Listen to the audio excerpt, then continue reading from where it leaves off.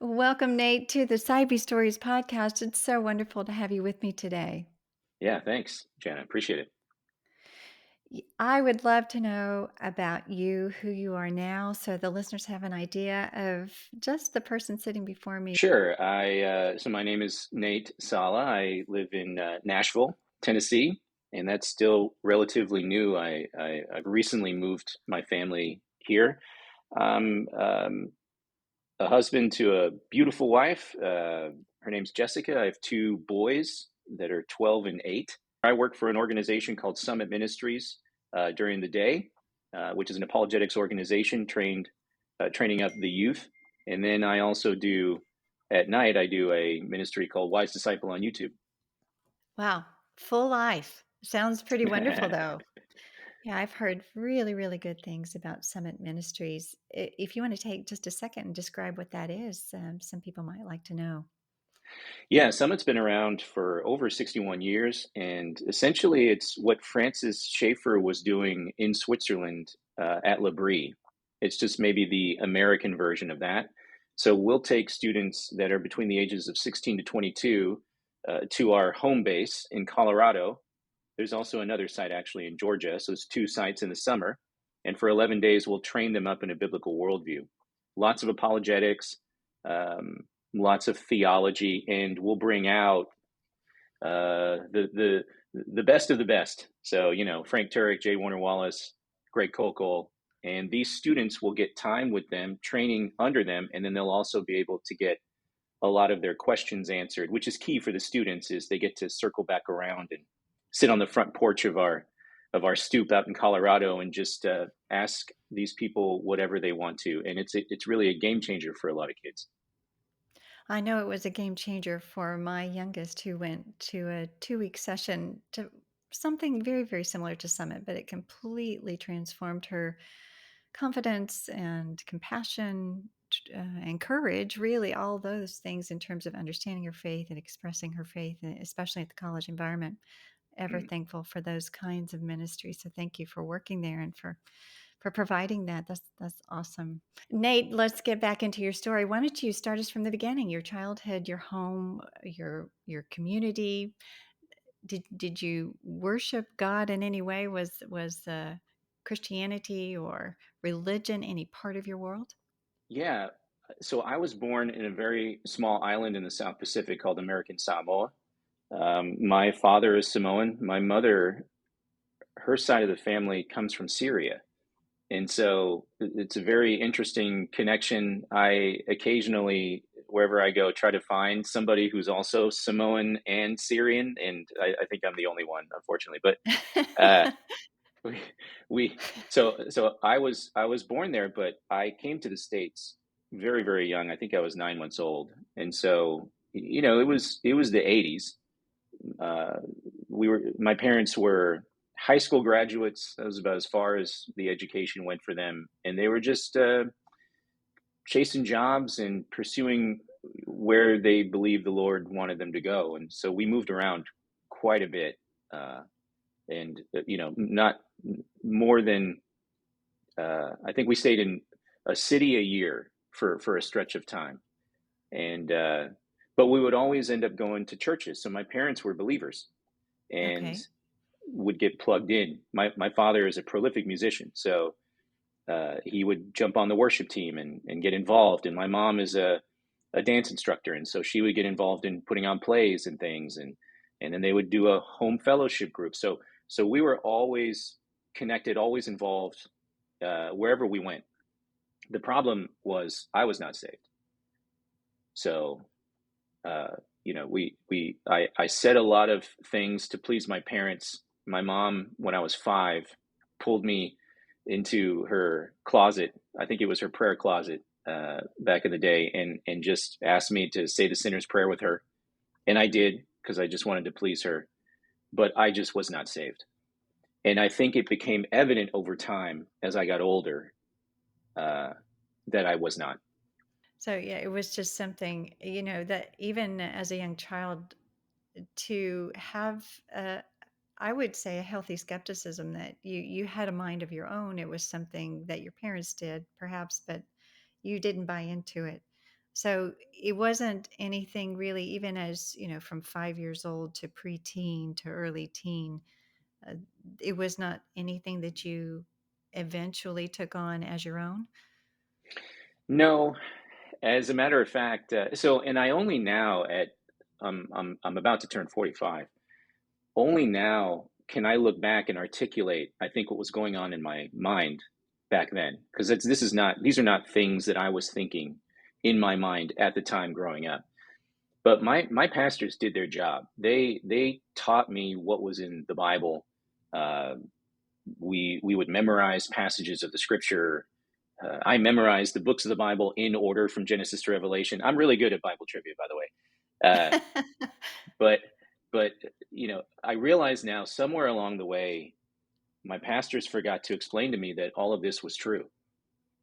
Mm, And they so as I got older, that's where I started to treat the Bible as a story that was not true, and sort of compartmentalize that in my mind that way, to the point where when I turned 17, I completely rejected the story. And so there was a moment where I sat with my parents and I looked them in the eye and I said, I'm not going back to church. And that devastated them. oh, I'm sure that it did. So, as you're leaving Christianity behind and this God story, which was nothing more in your mind than mere myth, it wasn't the true myth; it was the mere, just a fairy tale, I suppose. What were you moving toward? What were you embracing, or were you thinking about Mm. that more intellectually or fully, or were you just uh, understanding what you didn't believe? That's a really good question. Again, these are not things, I had no game plan, but looking back now, I can realize what I wanted to do immediately was go experience everything I was told not to. Mm, And so, 17, I graduated high school early and jumped immediately into college. And so I had this freedom I was working and I was going to school, to now go see all the movies I was told I should not go see, the rated R movies, and listen to all the music that I was told is bad for me. mm. And so I went after all of that. Uh, as I got older, this got this spilled over into relationships with girls. Um, I even dabbled with drugs.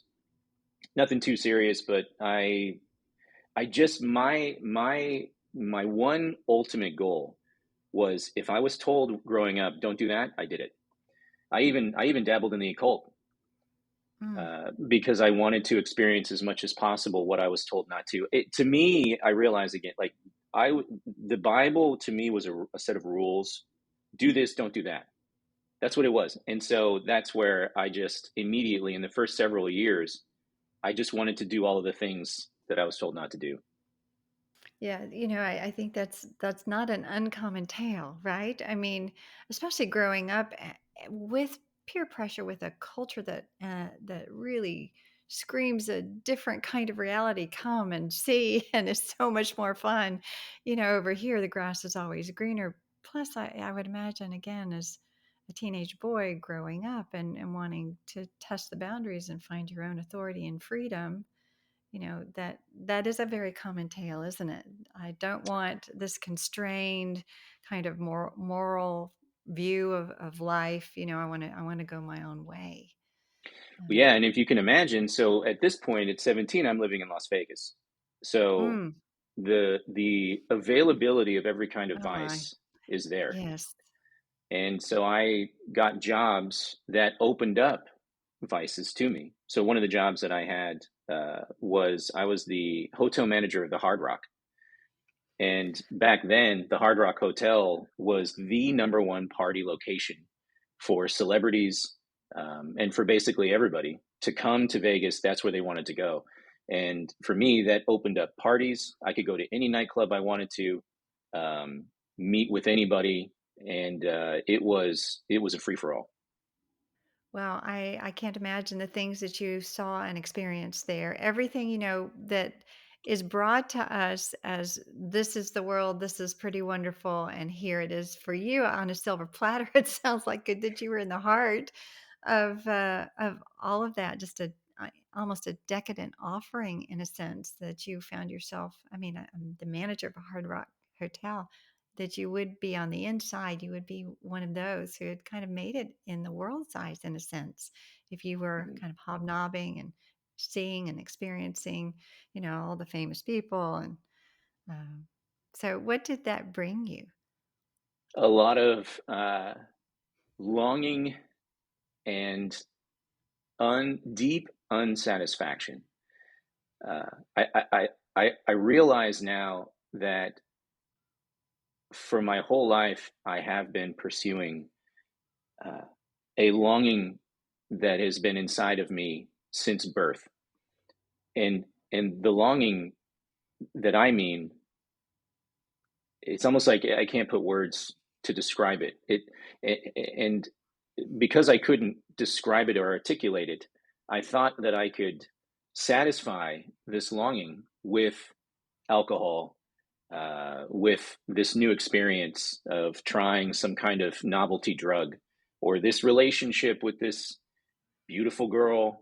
And I realize now the longing is actually the thing that God put in all of us, that connects to the reason why we were created in the first place.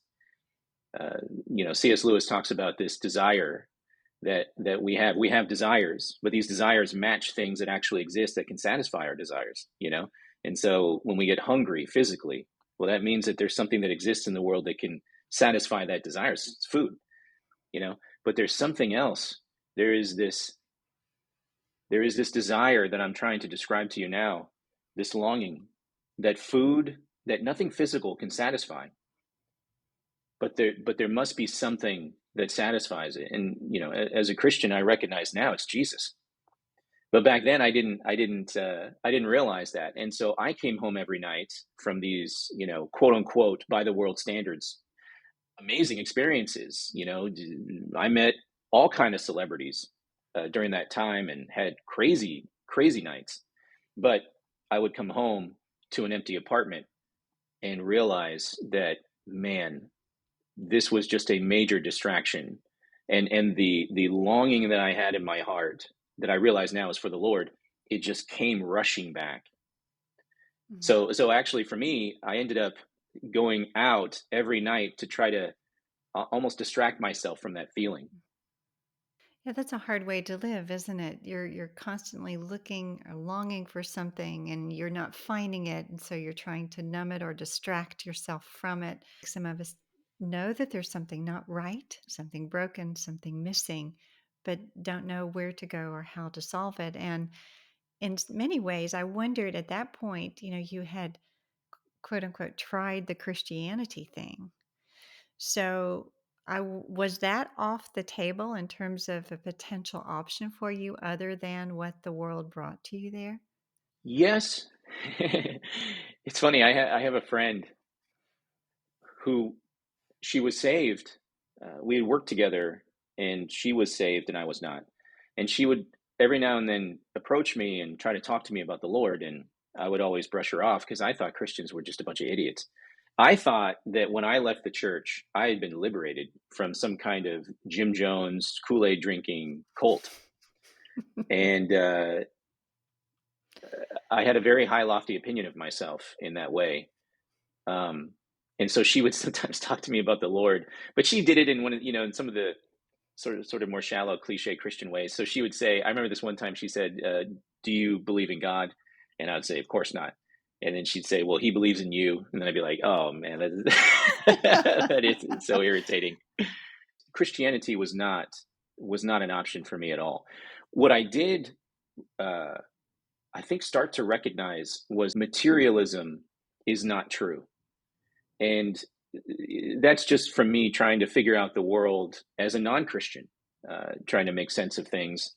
It never made sense to me to say that there was no such thing as a soul, that there was no such thing as some kind of spiritual realm. But I try to make sense of it through rejecting the Christian faith as well. And so that's where I started dabbling in the occult. I started messing around with Ouija boards. Um, I tried to communicate to spirits and things. I treated it like it was a joke. Um, and then at some point, I landed on Buddhism. I thought Buddhism might be true, and so I started exploring that. I started practicing transcendental meditation. That was the last thing I was exploring before I got saved. Okay, so what were you finding when you were exploring, when you even ventured, you took your adventure through occultism, did you encounter any kind of darkness or spirituality that confirmed your understanding that perhaps there is something more than this material world or nature itself? And or, when you moved into Buddhism, were you experiencing in a kind of a metaphysical reality through those explorations? Well, I quickly realized messing around with Ouija boards and things that something's happening. I don't think I allowed myself to, I guess, connect all of the dots and draw the conclusions that make the most sense, which to me now is the Christian explanation of what's going on in the spiritual realm. But there were manifestations of spirits that happened. The most dark moment that happened was friends of mine said one day in a conversation, "Hey, there's a house that we know of that we think is haunted, and so let's go there and let's communicate with whatever's there. And so let's bring the Ouija board. I brought a video camera because I wanted to capture it all on tape. I'm one of those guys, and so we went out there. One of my friends fancied himself as being very sensitive to spirits, and so he was really trying to move around every room of that house when we went in there. At the time, it was being sold, and so it was completely empty. And this was at night, so we were just moving from room to room, and he was like trying to feel the presence of spirits or something. And then he suggested we go in this one room and try to communicate in this one room. Well, anyway, we start talking to something, and one of my friends. It was a group of us. There was maybe like six of us. One of my friends, this big bodybuilder guy, very manly, screamed and ran out of the room. And we ran after him. We interrupted our session essentially, and so we ran after him and we're like, "Hey, what's going on?" And he's just bawling. I've never seen a guy cry this way before, uh, and he refused to come back into the house. And eventually, it came out. We asked him later. He said an old lady came, walked into the room and sat and right in front of his face and just stared at him, and it just really frightened him. Oh, I And bet. I yeah, I didn't see anything. My cameras didn't pick anything up, Mm. but I didn't really think anything of it, and we left. Well, uh, we came. I felt disappointed. I wanted to capture something, and so I tried to convince my friends to let's go back. And so we did. It was about maybe 2 weeks later, or a week later, or something. And we went back into the same house. And Jana, I don't know how to describe it. There were dead insects over every inch of the floor in the entire house. How It was strange. it was really bizarre, and it creeped me out. And we I can't remember if we did another Ouija session then, but the sort of the final aspect of this story is shortly after that, the friend of mine who was sensitive and he was going from room to room and feeling all of these things, he committed suicide. Oh, I'm so And sorry. it again, even then, it just didn't dawn on me that these things are all connected. Um, but I dabbling in the occult, I treated it like it was a joke. It's not a joke, and it made me realize that something is happening. But even then, I refused to acknowledge that the Bible's true, that what it says about the spiritual world is true. Um, I think I just tried to explain some of these things away. And what did you find in your tour through Buddhism, did it seem to hit you at this deep level of longing? Was it answering questions, satisfying any of those curiosities? So I feel like at the beginning of a journey down the path of understanding, truly understanding Buddhism. I'd really only started to get into it to the level that I feel comfortable understanding anything. It was only maybe 2 years. And so what I say all of that to qualify what I'm about to say. This is my sort of experience with Buddhism. I think Buddhism plays into pride, especially for me, because what Buddhism does is it tells you what you've alluded to, that really the reason for human suffering is an enlightenment problem. And so if you just get enlightenment, if you just recognize at base what is actually true, just shift your perspective. Well, then that's how you'll be free of suffering. I go into Buddhism trying to solve the longing that's in my heart. And Buddhism told me that, well, just understand that at base, uh, you have no enduring mind. There is no enduring soul. There is nothing. You know, uh, that's really what it is. You're a form. You're a construct. And so once you realize that, then you can be free from this suffering, from the longing that you feel, from the pain. And so to me, that scratched an itch in terms of my pride, because I'm like, here I go again. Me leaving the Christian faith and thinking, oh, you Christians, you're a bunch of idiots. It's sort of the same thing. Now I'm a Buddhist and I go, oh, yeah, I totally understand. Most of the people out here, they don't understand what's going on. But Mm. me, I'm enlightened. And so therefore, I know what's happening, and here's the solution. So to me, Buddhism really was a prideful thing.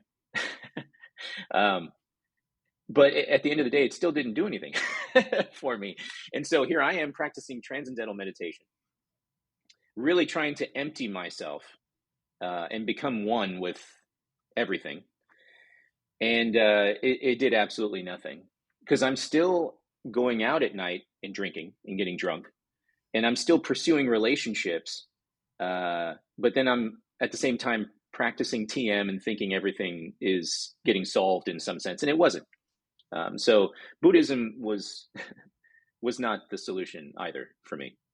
Yeah, that's hard. I mean, the goal is to get rid of all of your desires that are the source of the suffering. Though, what do you do with your longing or your desire to get rid of your desire? It's a never-ending quest. Too. It's that's a very hard way to live. So, whatever was going underneath the surface was still there for you. Those deep Mhm. longings, despite your pleasure seeking, despite your meditation and attempt to get rid of yourself and all of those things. So, did you feel stuck? What happened? I was allowed by God to feel the full weight of what I was doing in my life. Mm. So I'm living for myself. I'm again everything at my fingertips, whatever I want. It's Vegas. Nothing's closed, by the way, in Vegas. Like you can, if you can go anywhere. It's always 24 hours open. So uh, all of that is readily available to me. And then one day, I'm 27 years old, and my cousin, who was more of a brother that I looked up to. I don't have any brothers, so I always wanted one, and he was like that for me. He was very wise. He was, I think maybe 10 years older. He had been there before me. Was the one that would always, watch out for that, don't do that, kind of a thing. So he was. I looked up to him. We all did. Um, he had brothers himself, my other cousins. Well, he got cancer, Mm. and uh, it started out as just something like a mole on his back.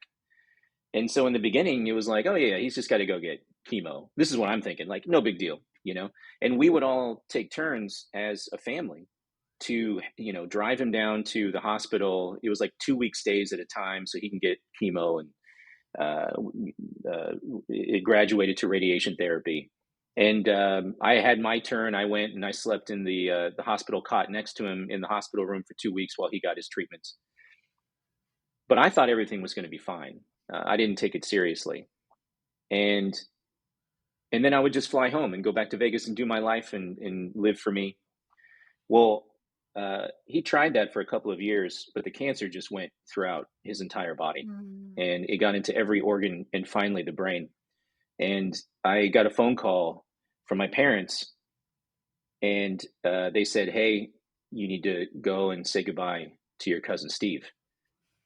And that's when it finally hit me, like, oh shoot, like he's not going to make it. So I just remember flying out there and thinking of some joke I can tell him, because we were both very sarcastic and we like to tell each other jokes. When I see him, I'm going to tell him this joke and he's going to laugh. And I remember walking into the hospital room with my bags. I just come from the airport, and I didn't even recognize who I was looking at, Jana. Mm. Yeah. He was so underweight. He didn't even look human, Mm. and it it really was very, very shocking. And I'm 5 minutes sure. later, he died. And I Mm. and I held him in my arms, and I watched him die, and it was extremely ugly. And that was the very beginning of the end of me, because here I am again, late 20s, living for myself, and now I'm confronted with death for the very first time, in a way that I can't ignore it. I mean, other people in my life had died, but now, like, I held somebody I cared about in my arms, and I watched him go. And so that messed me up. I for a year had nightmares of my own death, of people coming up to and just shooting me in the face and killing me, and I'd wake up. I couldn't sleep for a year, or family members of mine dying. Um, it was really, really difficult time. I talked about this to William Lane Craig once, and he said that what it is I was feeling the weight of my mortality, Right. and most people don't. Most people, they just push it out of their heads, and but they'll say things like, "Oh yeah, yeah, I'm not afraid to die. No, no problem," right? But they're not really feeling what it feels like, the weight of it, the reality that, yeah, I'm going to die. All my family members are going to die. Everybody I know, we're going to be gone. That's what the Lord allowed me to feel, and it felt crushing.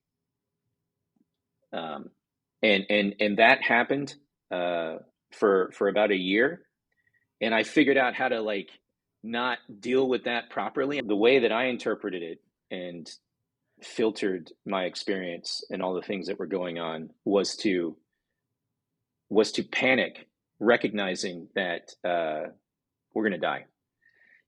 Which, as an atheist, as somebody who uh, rejected the Lord, is extremely frightening. It's I can't overstate how frightening that feeling is, to really truly realize that if it's true that God does not exist, and most people under that category of atheism too are materialists, well then this life is the only one you get, and once that's over, it's over. Like, you don't. There's no second round. That's it. And that's what I was sort of feeling, was, man, the finality of death. It's over. So from the time in Buddhism, I presume that there was some sense, or did you weren't finding what you were looking for there, and and then you were still haunted, it sounds like, by this idea of death. So then walk us forward from there. Yeah. So I sort of swallow everything down, figuratively speaking, and move on. And my nightmares kind of went away, and I went back to my life. And then my father, a couple of years later, my father was in a tragic accident and broke his neck. Mm. And we thought he was going to die. And it was at that moment that all of those things that I'd swallowed down came flooding back to the surface, to the point where I really felt so overwhelmed I couldn't even talk. And I just remember talking to the neurosurgeon at the hospital where my father was, uh, and he sort of they had performed initial surgery to understand the extent of the damage to my father's injury, and he was explaining this, and I just remember watching his lips move, but just not hearing him at all, and then thanking him, and going outside to the front area of the hospital, and falling into the bushes and just weeping. Mm. And it was really there's two reasons, and one that is just truly it reveals my problem. But the first reason was obviously because of my father, because I love my father. But the other one was because the reality of the situation is I'm going to die, and I'm literally mourning that, which is very self-centered and narcissistic, really. And that's exactly what I was meant to feel. Now that I look back, I recognize this is it, because everything I did from 17 to now I'm 30. My father got when he broke his neck. I'm 30 years old, and I realized that everything that I had done was a big exercise in ultimately nothing, because at the end of the day, I'm going to die, and everything that I experienced and everything that I did, it really doesn't have ultimate meaning. Um, and that was crushing. And so in that moment, something like, I don't know, came to me, which is I should pray, you know, and so I'm like, okay, I don't know what else to do. So I literally prayed. This was for the very first time, Jana, and it was the realest prayer I've ever prayed in my entire life. And it was one word, and it was just help. That's all I could get Mm. out because I was choking. I was weeping so much. Mm. And that's in that moment I felt peace, or calm, and it just went through me. It started at the top of my head and it went all the way through me. And I knew in that moment that God was real. Wow. It's an immediate awareness. I don't know how else to describe it. Right. And and I got back up, and I realized, okay, now I need to go. My mom's probably, I left her, like she's probably weeping too. So I went back into the hospital and I just said about uh, helping my dad and helping my mom. But Mm. in that moment, that was it. That was the light switch that went off or went on for me, and I knew I had to go to church and understand what this meant for me moving forward. So there's a presumption there that when you say help, that you're praying to, because at this point you had explored different realities, but I presume that you were praying to the God of the Bible, I was. or and that when this sudden knowledge or actually experience of peace, there was a profound presumption that it was from God of the Bible, Jesus Christ. I mean, that was the source. I mean, it sounds as if you didn't question that at all. I But did I can actually. imagine oh, okay. Because I'm thinking somebody listening might say, well, how do you know? Yeah. That's just, how do you know? That was just, how you grew up. So are you kind of reaching back to that? Or, you were in a point of distress. I mean, how did you know? That's a really great question, and one that I actually I wrestled with that too. Um, I think everybody should ask that question when they hear that story. Yeah, right. Uh, and Sure. so, for me, especially, I was thinking, oh, maybe that was a moment of weakness. Maybe I had too many beans. Maybe, you know, uh, or Sure. something more akin to Buddhism is true, or The Secret, or whatever other pagan nonsense is going on out there, where I just triggered something inside myself, and my own inner strength unlocked, and that's what all that was, right? Um, what it caused me to do, because again, what I did was I prayed to the God of the Bible. I like how you put that. I prayed to the God of the Bible, um, and I was, if I can just say it this way, given a response. Just put it that way. And so what that caused me to do was go investigate Christianity for the very first time. Only now as a skeptic.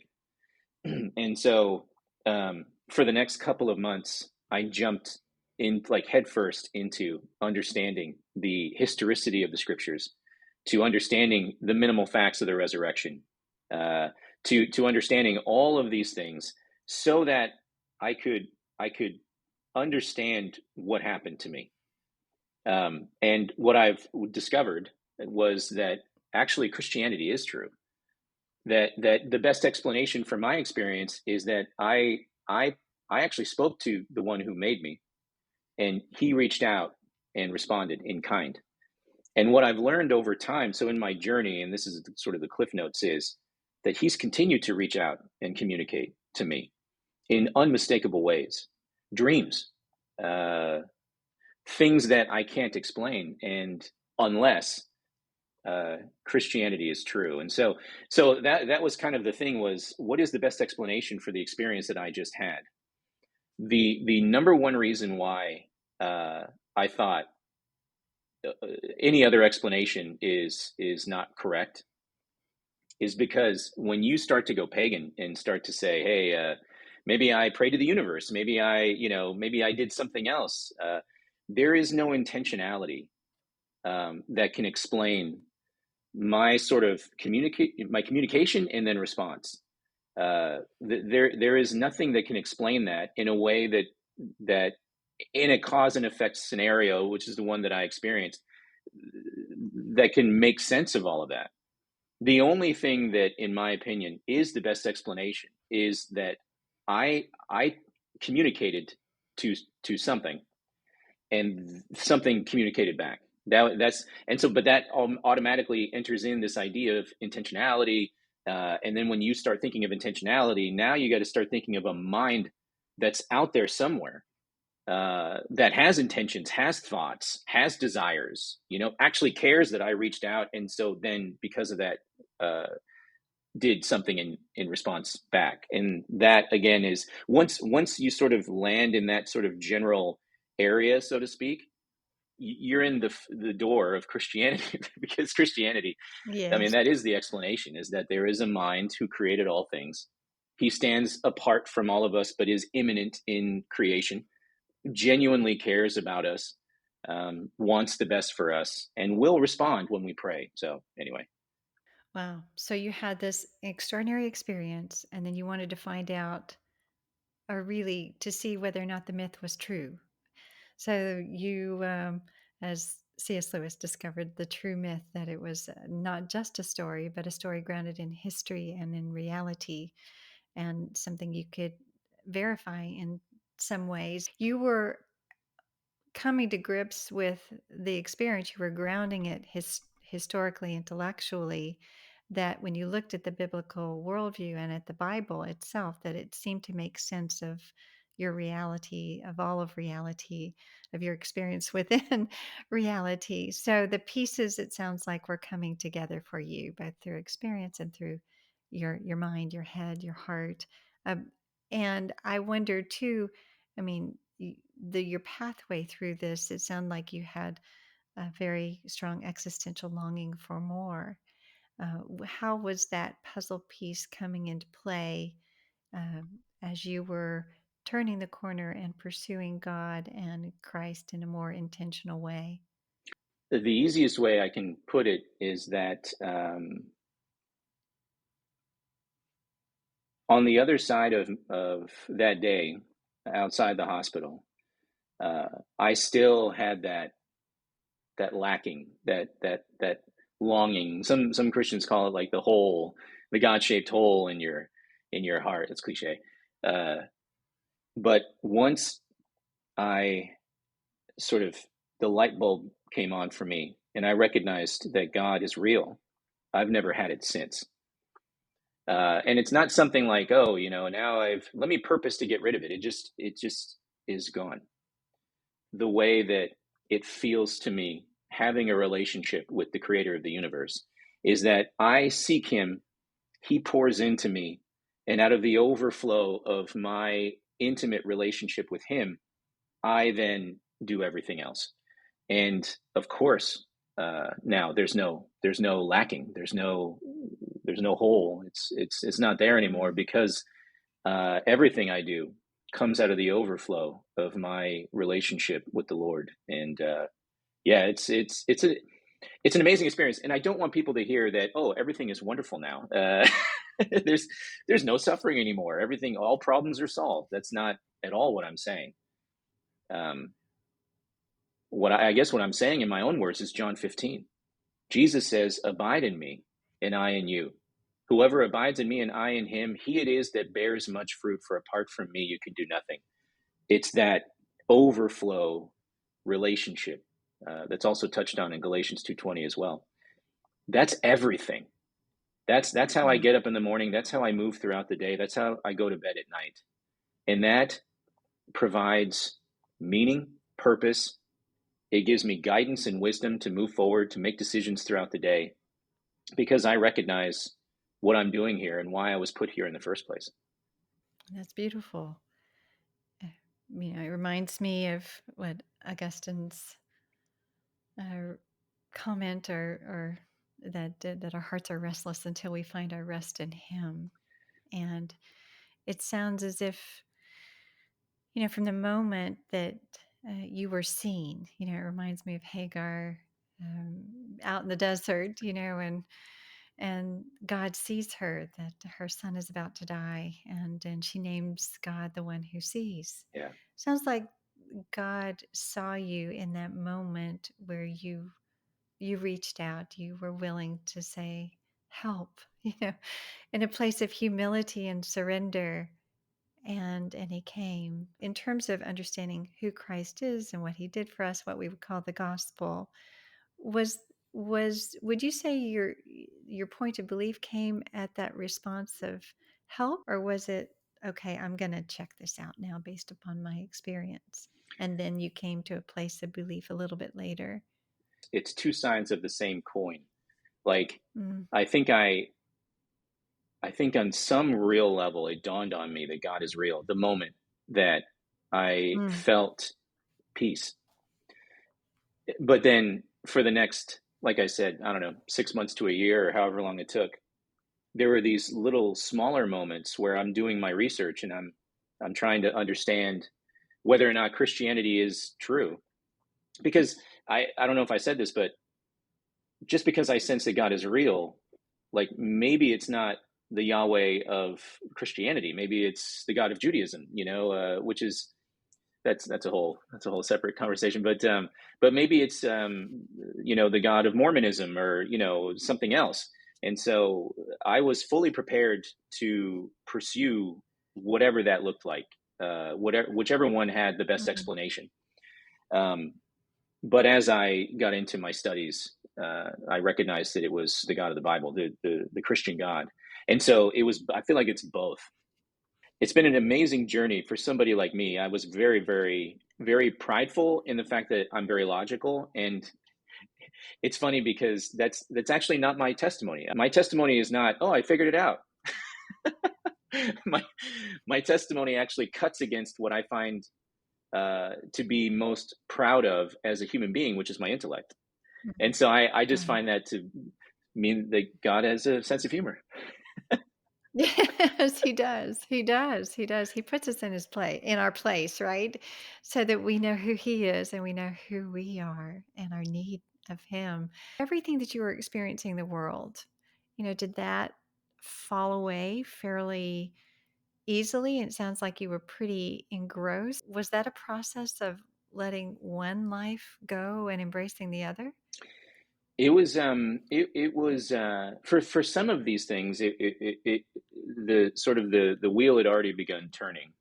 I was no longer at the Hard Rock at the time that my father had his accident, Okay. but I was still in that scene. I still had friends in that environment. And what's interesting is, because of my father's accident, it was so dramatic that I immediately moved back home and wanted to spend time helping. My mom's she's a little thing, so, and my dad's, as I said, he's Samoan. So, he needed help. He's a quadriplegic now. So from the neck down, he cannot move. Oh, And so I'm my so mom, sorry. yeah, thank you. My mom needed a lot of help back then to move him around and things.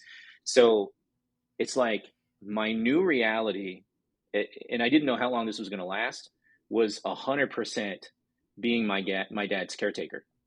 So all of Mm, those things were sort of taken care of. I didn't have time to hang out with my friends anymore. Like I was dating a girl at the time who now is my wife. Uh, but her story is also wonderful, but she stuck around. We were both unsaved, watched my dad get hurt. She saw my transformation and she leaned in and she wanted to help as much as possible too. So that was the only relationship that I was navigating other than taking care of my father. All those other things easily fell okay. away. Okay. Yeah. Just logistically, physically, you weren't in the place where that life was thriving anymore. And so it was easy probably to let some of that die Yeah. very naturally, very quickly. How wonderful. But now you're sitting here. Okay. There's a difference between, okay, I believe that God is real and this is true and you accept Christ in your life and then becoming a pastor. So that's a big jump, where you now spend your life helping other people know what you couldn't find for a long time. So, how did that transition happen? So that's a really great question. I'm usually slow on the uptake. I'm very perceptive when it has nothing to do with me, and then when the arrow is pointed at me, I'm very slow. Um, like I said, uh, I started immediately into my research on Christianity and all those things just to understand what was going on. Uh, Shortly after that, it dawned on me, this is I can't remember the moment that it was just like, wow, Christianity is actually true. But at that point, I'm going to church, I'm studying the scriptures and all that. I get an opportunity to get up in front of some youth at the church that I was attending back in Las Vegas, and I caught the bug, and and I was like, man, this is really cool. So I created Wise Disciple, which is the ministry I'm doing now. People sort of wanted to put into this ministry that I had created online. And so one day I'm sitting with one of my team members and I'm just pouring into him and just hearing about his life and praying with him. And he said, hey, have you ever considered the pastoral call that God has placed on your life? And I said, say what? you know, and he said, man, what you're doing with me is very pastoral. Would you ever really consider doing that? And then I laughed and I was like, man, if you knew what I've done in my life, nobody would ever make me a pastor in a million years. but uh, but shortly after that, an opportunity arose, and I was Hmm. sitting across from a senior pastor who offered me an internship, unrelated. And I go, uh oh, I think maybe the Lord is telling me something. So I Yes. accepted and became a pastor. Wow. And you've been on that road ever since. So I now am working for an apologetics organization, and I've stepped away from the pastorate at the church that I was at. But I find Okay. myself constantly stepping into the role to continue to shepherd. There's a lot of people out there, Jana, that they are in desperate need of healing. They're hurt, they're broken, and they need Mhm. answers. They got a lot of questions, and so I find myself still slipping into that role even now. Yeah, I don't think you can really separate the two, can you? I guess not. Because the questions that everyone has are not merely intellectual.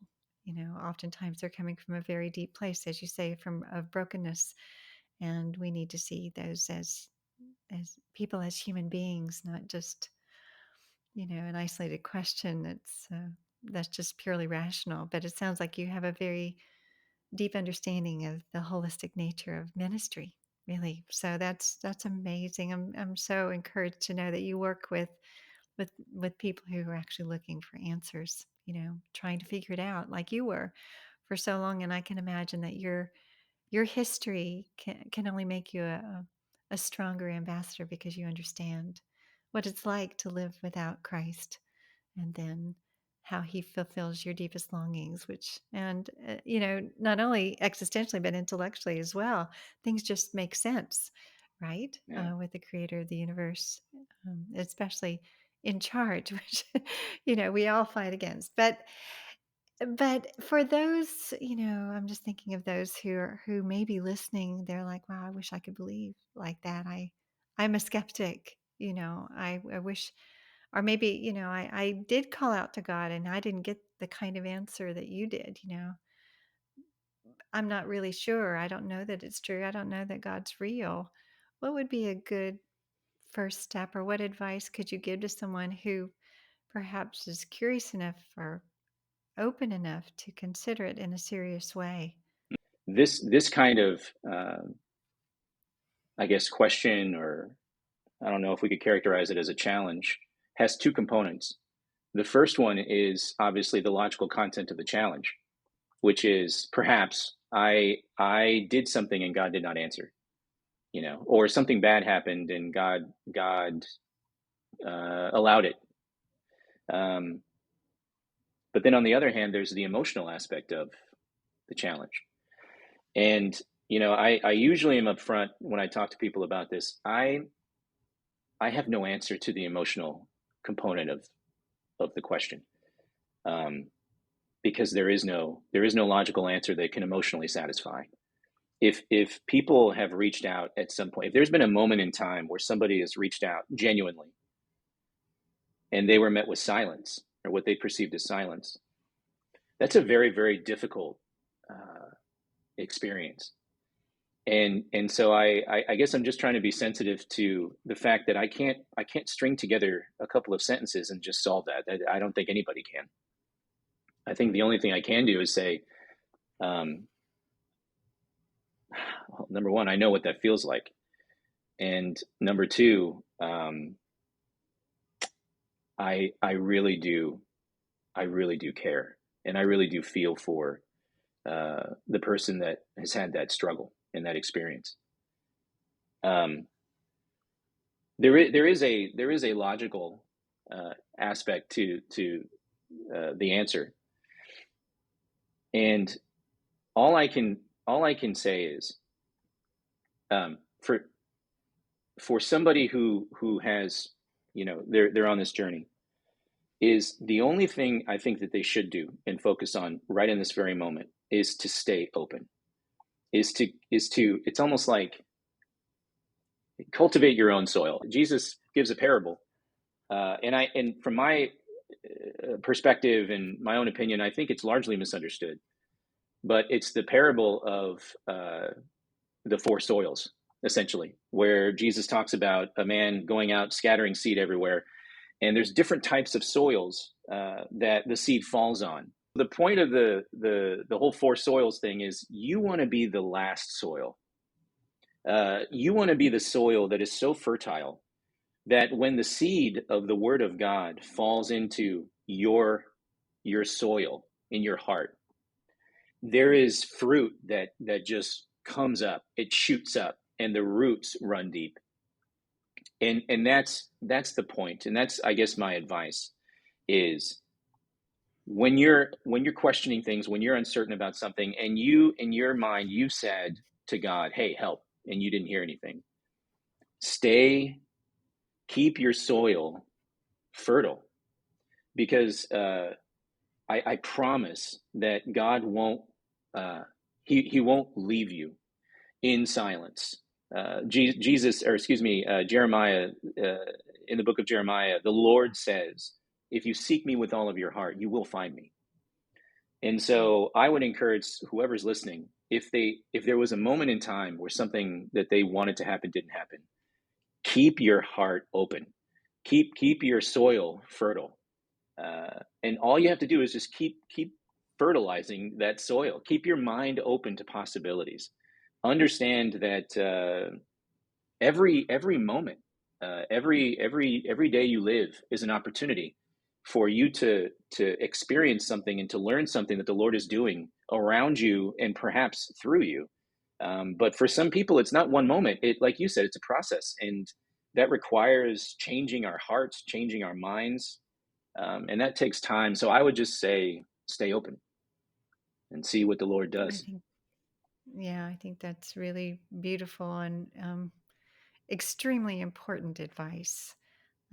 It's hard to move forward or to receive when you're not open really to what's being given to you or shown to you. I think the Lord, there was a reason he said, for those of you who have ears, you know, come here, come listen.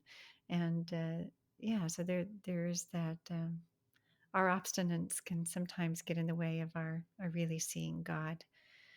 But for those of us who are Christians, you work as a Christian minister and apologist. You're working with kids, teenagers all the time. You are out there. You're in the mix, as it were. And there are a lot of us Christians who would love to engage meaningfully in a way that really does help others see Christ in perhaps a fresh new way, where they would become open.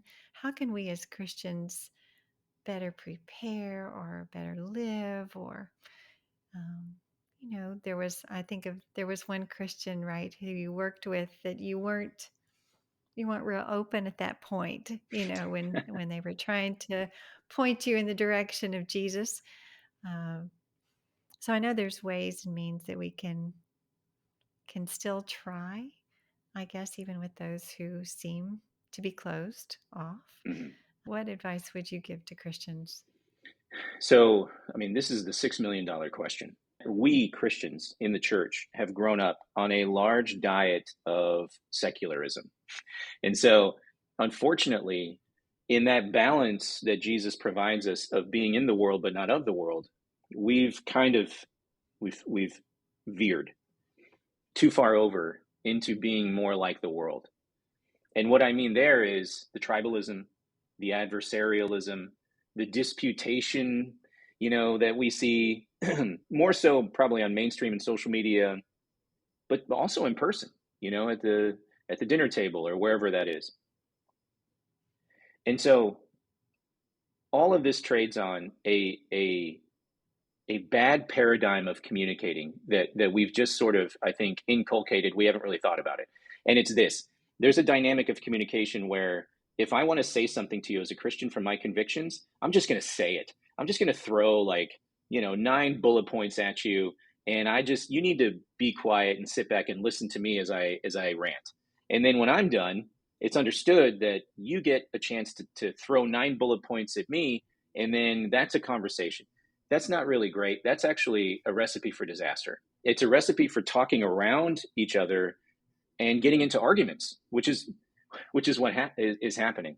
So put the focus on the person you're talking to. Don't lead off Mm, with your 9 bullet points about why this person is wrong, but instead do actually what you're doing, Jana, which is put the focus on the person in front of you, ask them questions about themselves, seek to understand them, show that you care. And what's going to happen is when you continue to do that, you'll hear worldview spill out. It's just natural. You want mm, to know why? Because we're all religious. That's the interesting thing about people is everyone has a worldview, and we have all been designed in a certain way to worship something, so it's always going to come out if you just listen for it. And so when that mm, happens, when you're a Christian and you're just saying, hey, tell me your story, tell me about you, like, what do you believe, why do you believe that? And then when you hear something that doesn't quite match with your Christian worldview, that's when you say, hey, would you mind if I ask you a little bit more about that? Tell me about mm, this, tell me about Buddhism, tell me more about that. That is by far a way more effective method of communicating. It's a way better effective of challenging somebody, and it's also still you get to maintain relationship with people. mm. It's just a way better. You don't even have to know all there is to know about Christianity either, because you don't have to defend yourself. You're putting the focus on the other person. That's probably the number one uh, answer I would give to Christians. No, that's really very, very instructive, very wise, I think, and highly relational. It's looking at the person, right? And you is and pulling them out and showing that you care about them and what they believe and listening and all those wonderful things. Thank you for those beautiful reminders. If you don't mind, I'm going to ask you one more question. Okay. Um, I'm thinking of the parents out there who have children who reject. They are Christians and they have a child. You just like you at 17, went and sat down with your parents and said, "Okay, I'm done. I don't believe this." And I wondered, about your relationship with your parents after that point? It sounds as if you left your father and you maintained a relationship through those years of kind of being a prodigal, as it were. How did that relationship work out? And were there things that they did that can encourage that open door, or were there things that you would have liked to have been different between you relationally? Yeah, I mean that's a really great question. Um, my parents, I think, realized that when I get something in my head, you really can't deter me. Not in the moment, anyway. You can't deter me from pursuing it. And I think they recognized that when I was 17, that there was going to be no talking me out of leaving the church. And so they really took a hands off approach. Every now and then, my mom, I know it must have killed. I mean, being a parent now, I look back and I see it must have killed her. So every now and then she would make these comments, that probably were a little passive aggressive, you know. But I think so. With the sort of the beginning of the premise that you introduced with the question, like, what about parents who are in similar situations? It's extremely difficult to watch your child uh, appear to fall away because you don't know what the future is going to be. There's a balance that I think often that Christians need to sort of learn. And so sometimes you're gonna need to lead off with one foot over the other, and then sometimes you're gonna have to switch and lead off with another foot. But it's the balance of truth and love. And so I would encourage parents everywhere to learn the balance, learn the dance, so to speak. Not to downplay the importance or anything, or trivialize this at all. It's not a dance. It's not fun. But I mean, like, sometimes as a parent, you're going to have to lead in truth. Sometimes you're going to have to say the difficult thing, no matter what happens. Whatever the consequence is. You know. But when you have a child that you might potentially never see again, because they are telling you something that in their minds is incredibly important. Hey, I don't believe this stuff anymore, Dad. I don't believe this, Mom. Or even more than that, I'm trans. I'm something. Whatever that is, right? If you lead off in truth and you pull back, that means your other foot is back here in love. That's going to cause a problem. And so I think this is where we struggle as parents. Is I think what we need to do is lead off in love and not just say, but you know what the Bible says. you know that will come, absolutely will come, if you maintain your relationship with your child. The perfect example of this is a friend of mine, Sean McDowell. His father, Josh McDowell, who is the greatest, one of the greatest apologists ever. Sean did the same thing. Sean doubted. Sean was, I don't think it was too dramatic, but Sean came to his father and said, "Hey, I don't know if I believe this stuff anymore about Christianity." And his dad said, "That's great, son." And you're like, "What?" Like that, you know? But what Sean did not hear was, "Well, the Bible says you're going to hell, son. If you continue down this path, you know what this all leads to." That's not what his father did. What his father said was, "If you continue to pursue truth, which I know you will, I believe you will end up right back here with me." And that's what children, I think, need to hear. I think that's what I could have heard. My parents didn't say that to me, but I really do believe that that's what parents should be communicating. And then they should pick their battles and choose which one in which scenario over time, as they maintain trust and relationship with their children, which foot to lead off with. I think this is just a wonderful little nugget of a glimpse, really, of what the riches that someone can find through listening to your teaching through that channel. So I hope that more people are drawn to your work, to your ministry, Nate, and all that you do, and coming from a very obviously a heart for the Lord and a heart for others, and someone who's actively engaged in ministry. What a beautiful story. Um, I think there's so many wonderful things in your story, but I do appreciate the honesty and the that you knew that there was something not right about your life, and you were willing to go on a search to find the person who actually found you, who responded immediately when you called for help. And it's a beautiful story. It's an honest story, and I, I know that so many people are going to be blessed by listening, and I hope encouraged. Despite sometimes there's felt hiddenness, but yet there's sometimes when God responds so quickly that you just know it's Him.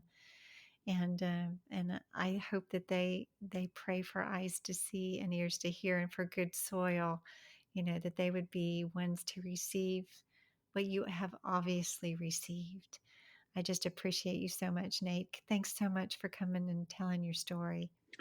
Thank you, Jana. I really do appreciate it. And I recognize the benefit of your ministry as well. There are so many people, as we mentioned, that are broken, they're hurting, and your podcast is really providing a lot of healing for people who have a lot of unspoken questions and things. So I'm just cheering you on from the sidelines, and I'm very grateful to be here. Thank you. Ah, fantastic. Thanks so much, Nate.